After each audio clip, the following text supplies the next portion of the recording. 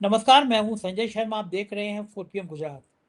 Gujarat lobby ने वो आतंक मचाया है जिसकी जितनी सुनवाई हो, जितनी कहानियां हो, कम है। मन की बात की है मैंने, आपको लेके चलता हूं सीधा अपनी बात में। मुझे आपसे बहुत सारे अलग-अलग मुद्दों पर बात करनी है। मुझे आपको ये समझाना है और आपसे ये समझना है कि लोकतंत्र में आपकी अभी कितनी आस्था बची है। क्या आपको अभी भी लगता है कि भारत में लोकतंत्र उतनी मजबूती से खड़ा है जितना बाबा साहब ने संविधान बनाते समय इसकी रचना करी थी और यह माना था कि इस देश की आत्मा लोकतंत्र है, संविधान में लोगों की आस्था रहेगी? क्या मौजूदा सरकार जिस तरह से संविधान की हत्या कर रही है, जिस तरह से लोकतंत्र को खत्म कर रही है, जिस तरह संघीय ढांचे को तहस नहस कर रही है, आपको क्या लगता है ये देश किस दिशा में और कब तक चला जाएगा? बात छोटी सी आंदोलन से शुरू हुई थी, छात्र आंदोलन से शुरू हुई थी। सरकार बड़ी खुश थी कि कांग्रेस पार्टी को जन समर्थन नहीं मिल रहा, लेकिन घमंड में डूबी सरकार ये भांप नहीं पाई कि एक ज्वालामुखी अंदर अंदर गर्म हो रहा है, तैयार हो रहा है। सरकार को लगा कि इस देश का जनमानस इतना मर चुका है, इतना खत्म हो चुका है, चाहे नीट की परीक्षा लीक हो, चाहे बाकी परीक्षा लीक हो, परीक्षाएं रद्द हो, चाहे अग्निवीर जैसी योजना लाई जाए, चाहे एथेनॉल के नाम पर गाड़ियों को कबाड़ा कर दिया जाए, आपको साधारण तेल भी 170 रुपए में लीटर में आप खरीदें, ये मजबूर कर दिया जाए, जहां टैक्स का बोझ लाद दिया जाए, जहां करप्शन हर गली मोहल्ले में गूंजने लगे, जहां भगवान राम के मंदिर में चोरी होने लगे, लेकिन सिस्टम को लगता है कि आप तो शांत हैं, आप कुछ रिएक्ट नहीं करेंगे। और यही आपकी शांति सरकार को इस बात का संकेत देती है, इस बात की रचना रचने में मदद करती है कि इस लोकतंत्र की हत्या चाहे ज्ञानेश कुमार के जरिए हो, चाहे ईडी के जरिए हो, चाहे इनकम टैक्स के जरिए हो, कोई कुछ बिगड़ेगा नहीं। लेकिन हर तानाशाह का अंत ऐसा ही होता है। घमंड में चूर ये लोग भूल गए कि भली ज्ञानेश कुमार आ गए, ईडी आ गए, इनकम टैक्स आ गया, लेकिन अभी भी इन आपातकाल का जिक्र करते करते ये भूल गए कि इमरजेंसी में ताकत इससे ज्यादा थी। लेकिन ये देश की जनता है, जब सड़कों पर आई तो बड़ी से बड़ी हुकूमत हिल जाया करती। वांगचुक साहब को जिस तरह सफेद चादरों में लपेट के उठाया गया, उसने देश के लोगों के अंदर एक उबाल पैदा कर दिया, गुस्सा पैदा कर दिया। जो लोग खामोश रहा करते थे, जो लोग शांत रहा करते थे, वो भी अब सोशल मीडिया पे अपना गुस्सा जताने लगे।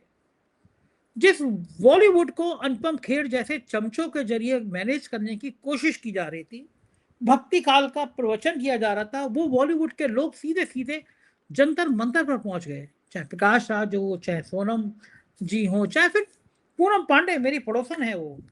और आज वो पहुंचे और किस तरह से बोल्ड अंदाज में उन्होंने छात्रों के संग बात कही, अपनी बात कही। उन्होंने कहा कि वो नौजवानों का सपोर्ट करने आई है, वो बीजेपी कांग्रेस किसी की बात करने नहीं आई है। मुझे बड़ा अच्छा लगा पूनम पांडे जी का ये बेबाक रूप देखकर, हिम्मत देखकर। मुझसे बात भी कर रही थी, मैं उनके घर भी गया था। उन्होंने कहा था ये बात कि देश के लोगों को सोचना चाहिए कि नौजवान इस देश की आत्मा है। हमें अपने बच्चों की बात नहीं सुनेंगे तो सरकार किसके लिए होती है? सरकार अभिभावक होती है। ये घमंड किस चीज का, ये अहंकार की चीज का कि सरकार सुनेगी ही नहीं बात। वो तस्वीरें वायरल हो रही हैं कि वांगचू साहब के पिता लद्दाख में धरना दे रहे थे, अनशन कर रहे थे, तो इंदिरा गांधी खुद उनको जूस पिलाने पहुंच गई। कितना बड़ा वाकई में 56 इंच का सीना होता, मान लेते कि अगर 56 इंच का सीना है, अगर खुद प्रधानमंत्री जी वांगचुक साहब के पास चले जाते, क्या बिगड़ जाता? किस चीज का घमंड? आपका 56 इंच का सीना चूहा बना दिया है ट्रंप ने, पूरी दुनिया देख रही है कि क्या आपकी हैसियत बना दी है। तो आपके 56 इंच के सीने को तो सिर्फ आपके भक्त, आपके चमचे ही मानते होंगे। देश तो मानना बंद कर चुका है आपका। आपके 56 इंच के सीने में थोड़ी संवेदनाएं बची होती तो ये मानते ही आपके अपने बच्चे हैं, ये देश के बच्चे हैं। कोई अमेरिका से पढ़ाई करके आया है, एमबीए की, कोई इंजीनियरिंग करके आया, बढ़िया बढ़िया, जो हाँ लाखों करोड़ों रुपए की सैलरी मिल सकती थी नौजवानों को। ये किसके लिए आए हैं? ये देश के जनमानस को जगाने आए हैं कि एक नाकारा बेशरम बेहा मंत्री है धर्मेंद्र प्रधान, जिसके नेतृत्व में लगातार परीक्षाएं लीक हो रही हैं, एक पेपर नहीं करा पा रहा है, भ्रष्टाचार का नंगा नाच हो रहा है एग्जाम में। ये सरकार को कहना है कि इस नाकारा मंत्री की जरूरत नहीं है मंत्रिमंडल में, नौजवानों का गुस्से को समझिए और सरकार घमंड में थी, ये कर क्या लेंगे हमारा। लेकिन नतीजा क्या हुआ, जंतर मंतर हर शहर में बढ़ गया, बन गया, हर शहर में बन गया। मुंबई में एक जंतर मंतर तैयार हो गया, नागपुर में हो गया, इलाहाबाद में हो गया, कानपुर में हो गया, हर जगह लोग जंतर मंतर के स्टाइल में लोग विरोध करने लगे, सोशल मीडिया पे लिखने लगे, सड़कों पर आने लगे। तब सरकार को समझ आया कि देर हो गई है, गलती हो गई। और सरकार को यह भी समझ आया कि अगर वांगचुक साहब को कुछ हो गया तो इस देश के नौजवानों का गुस्सा सरकार सहन कर पाने की स्थिति में नहीं है। नौजवान अगर सड़क पर आ गए तो सरकार की फिर गद्दी जाना तय है। एक बहुत साल पहले नारा लगा था, इसी तरह छात्रों की आंदोलन था, और एक नारा लगा था, सिंहासन खाली करो की जनता आती है। हुकूमत ने हल्के में लिया, लेकिन जेपी आंदोलन खड़ा हुआ और सरकार चली गई। तानाशाह को सबसे बड़ा डर यही होता है कि लोग उससे डरना बंद ना कर दें। अब आज फिल्म इंडस्ट्री के लोग भी जिस तरह पहुंच रहे लगे आंदोलन में, उसने सरकार को समझा दिया कि अब कोई डरता नहीं है तुमसे। अब तुम्हारा डर केवल ईडी इनकम टैक्स के झूठे ख्यालों में है। शेखर सुमन शो कर रहे हैं, उनके प्रोड्यूसर क्या तुमने ईडी में रेट बढ़ा दी और ये सोच लिया कि पूरी इंडस्ट्री के लोग बंद हो जाएंगे, जवान बंद हो जाएंगे। लेकिन इंडस्ट्री के लोग गए वहां पे, छात्रों का प्रदर्शन कर रहे हैं। तब समझ में आया कि मामला गर्म हो गया, मामला बिगड़ गया। संसद सत्र शुरू हो रहा है, हर मिनट के लाखों रुपए खर्च होते हैं, और मुझे यकीन है हर बार की तरह वहां जूतम पजार होगी, गाली गलौज होगी, शुरू के 3 दिन सुहा हो जाएंगे। सरकार कहेगी विपक्ष नहीं चलने दे रहा, विपक्ष कहेगा सरकार चलाना, संसद चलाना सरकार का काम होता है, और पैसे आपके जाएंगे। कोई फर्क भी नहीं पड़ता, हुकूमत को फर्क नहीं पड़ता, किसी के भी पैसे जाएं, उनको नेचर से फर्क नहीं है, उनको सिस्टम से फर्क नहीं है। देखना है आप, उत्तराखंड में ऋषिकेश में मेरे पेड़ कटवाने का प्लान चल रहा था, वो तो जन आंदोलन के चक्कर में रोका गया। उन्हें पता है कि हमें जेब से पर्ची निकालेंगे, मुख्यमंत्री बना देंगे। जो उत्तराखंड उदाहरण है, आप सोचिए, एक विधायक हार गया चुनाव, ढक्कन बना देना चाहिए था, तो तुम हार के जनता ने रिजेक्ट कर दिया, लेकिन फिर मुख्यमंत्री बना दिया गया। जो राज पलायन सबसे ज्यादा झेल रहा है, जो लाइन राज्य सबसे ज्यादा बेरोजगारी झेल रहा है, भ्रष्टाचार, गली गली मोहल्ले मोहल्ले में इतना भ्रष्टाचार की उत्तराखंड की कहानी जितनी मैं सुन रहा हूं कभी नहीं सुनी। मैं दावे से कह सकता हूं कि पिछले 20 सालों के सबसे भ्रष्ट मुख्यमंत्री के रूप में स्थापित होते जा रहे हैं पुष्कर सिंह धामी। लेकिन सरकार की पता नहीं क्या मजबूरी है, एक के बाद एक स्कैंडल सामने आ रहे हैं, एक के बाद एक चर्चा शामिल हो रही है कि सरकार कर नहीं रही। सरकार को मालूम है ये कि ये जेब वाले मुख्यमंत्री हैं, ये ऊंची जातियों के भली मुख्यमंत्री हों। आप देखो ना, लाइन से ऊंची जाती हैं, राजस्थान का पंडित, उत्तर प्रदेश का ठाकुर, और शायद उत्तराखंड वाले ये साहब भी ठाकुर हैं। पिछड़ी जातियां, दलित जातियां तो बस पुलाव में इलायची जैसी होती है, खुशबू आ जाए, वोट आ जाए, सरकार बन जाए, फिर निकाल के फेंक दो। पार्लियामेंट में भी सरकार की स्ट्रेटेजी ये थी कि सब पार्टियों में तोड़फोड़ मचा दो, ममता बनर्जी तोड़ लो, एनसीपी तोड़ लो, कोशिश करो अखिलेश की पार्टी टूट जाए, फिर 2/3 बहुमत ले आओ, 2/3 बहुमत से अपना काम कर लो। लेकिन मंसूबे पूरे हो नहीं पा रहे हैं, डीएम के अड़ गई है।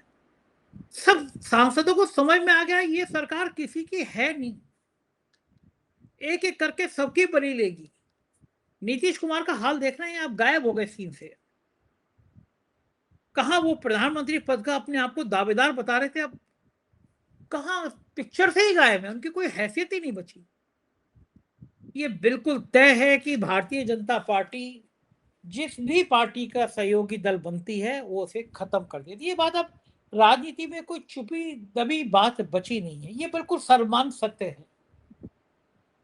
और इस सत्य के साथ भारतीय जनता पार्टी के अंदर भी अब ये बातें शुरू हो गई हैं। ये बातें शुरू हो गई हैं कि खेल हो क्या रहा है। मंत्रिमंडल विस्तार टाला गया, गडकरी की छुट्टी करने की पूरी प्लानिंग थी। तेल मंत्री कोई और बयान ले रहे हैं गडकरी। एथेनॉल के चक्कर में, तेल मिश्रण के चक्कर में आप किसी भी पेट्रोल पंप पर चले जाइए, लोग गुस्से में हैं, एवरेज खराब हो गया, गाड़ियां कबाड़ा हो रही। लेकिन सरकार के, आपकी जिंदगी कबाड़ा हो जाए या आपकी गाड़ी कबाड़ा हो जाए, कोई फर्क नहीं।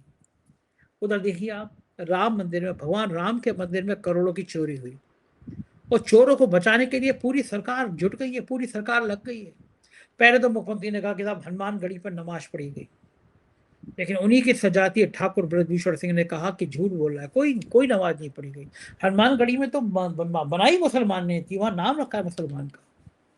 ये साफ साफ चुनौती है, योगी आदित्यनाथ को चुनौती है कि उनके पड़ोसी राज्य के साथ बीजेपी के बाहुबली नेता जो अमित शाह के करीबी है, उन्होंने योगी से कहा कि झूठ मत बोलो।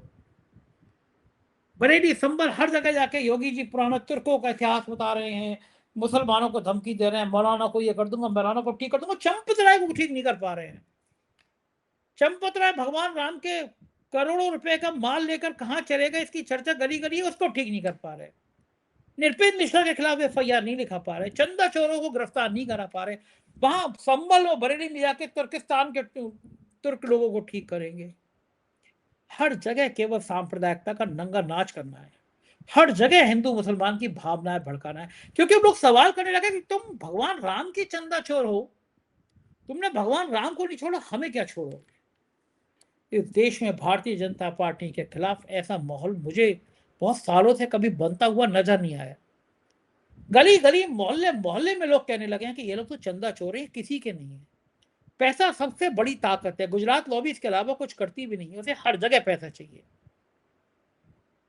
चाहे मथुरा हो, चाहे काशी हो, चाहे प्रयागराज हो, अयोध्या हो। जहां ठेकेदार मिलेंगे वो आपको गुजरात के मिलेंगे, गुजरात लॉबी के मिलेंगे। कारण क्या है? कारण पैसों की लूट है, पैसों की गुंडागर्दी है। संघ मुंह दिखाने लायक नहीं बचा। लोग पूछ रहे हैं ये संघ के 5 स्टार 7 स्टार जो बिल्डिंग बन गई है, इसका पैसा कहां से आया।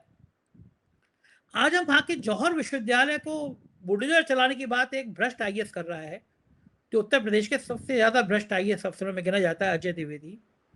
कोरोना काल में मैंने पहले भी शो किया था उस पर, जो कोरोना काल में लाशें जलाने की लकड़ी आई थी, उसको गवर्नर हाउस से भेज दिया था अलाव जलाने के लिए।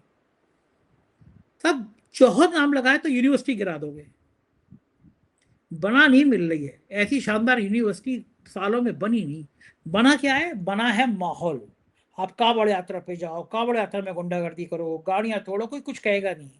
पुलिस अफसर हेलीकॉप्टर पे आप पे फूल बरसाएंगे, गुंडों के पैर धोए जाएंगे, और दलाल मीडिया हिंदू मुसलमान करने में जुट जाएगी। एक दलाल पत्रकार है, अडानी के चैनल से भगाया गया कुछ ही दिनों में, शो जो है वो बहुत फ्लॉप हो गया। आजकल क्या कह रहा है? कुणाल कामरा चले गए तो कह रहा है कि सब कुणाल कामरा ने वहां पे अपमान कर दिया। शिवांकर मिश्रा की बात कर रहा हूं। कुणाल कामरा ने कह दिया कि सीता के पति का नाम लेके नीता के पति को माल पहुंचाया जा रहा है। कौन सा गुनाह है? क्या भगवान राम इतने छोटे हैं? क्या गुनाह है कि सीता के पति भगवान राम का नाम लेके माल नहीं कमाया, चंदा चोरी नहीं करी, मंदिर निर्माण में धांधली नहीं करी, और नीता के पति मुकेश अंबानी को माल नहीं दिया, फिर कौन सा इंकार हो गया?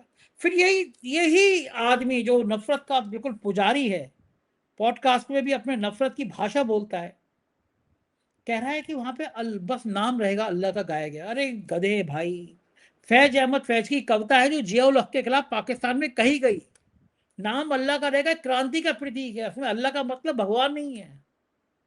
ये ऐसे ऐसे पत्रकार तैयार किए गए हैं जो आपके दिमाग में छात्रों के आंदोलन को भी एक नफरत की तरह बना दे। लेकिन जैसे ही वांगचुक का आंदोलन फैला, वांगचुक साहब के लिए ख्याति हुई, तुरंत पलटी मार गया। हम तो वांगचुक साहब का समर्थन करते हैं, लेकिन यहाँ पे हिंदुओं को ये नहीं करना चाहिए। पत्रकार की आड़ में ये भेड़िए है। वो तो वैसे भी गलगोटिया का ब्रांड एम्बेसडर रह चुका है। समय रैना ने ठीक किया इसको। समय रैना को मैसेज करता था, भाई कैसे हो, मम्मी कैसी हैं, मुझे पॉडकास्ट के लिए समय दे दो। और जब समय रैना के शो में विवाद हो गया था, तुरंत समय रैना गाली देने लगा। तो समय रैना का कहा, ऐसे ऐसे लोग हैं, मेरा पैर छूता था कि मुझे पॉडकास्ट के लिए समय दे दो, और बाद में मेरे लिए कह रहा। तो समय रैना ने उसके स्क्रीन शॉट भी शेयर कर दिए। औकात समझ में आ गई। ऐसे ऐसे लोग आपका माहौल खराब करने में लगते रहते हैं। इसके पॉडकास्ट की दुकान बंद हो गई, सुना रेट आधे रह गए। लोग समझ रहे हैं कि ये नफरती चिंटू है, कोई फायदा नहीं है, गोरा चिट्टा है तो चेहरे को यूं करके बढ़िया करके कर सकता है, लेकिन है ये एकदम नफरती प्रोडक्ट। बॉलीवुड के लोग भी अब समझने लगे इसकी औकात, इसकी हैसियत। ऐसे ऐसे लोग तैयार कर दिए गए जिससे वो आपका जनमानस, आपका ब्रेन वॉश कर सके। इस नफरत की दुकान को कब तक चला पाएंगे विश्व गुरु? कभी तो लोग समझेंगे, कभी तो लोग जागेंगे, और जब जागेंगे तो फिर बहुत बुरा हाल होगा ये मैं दावे के संग कह सकता हूँ। आप क्या सोचते हैं मुझे बताइएगा ज़रूर। शुक्रिया, थैंक यू।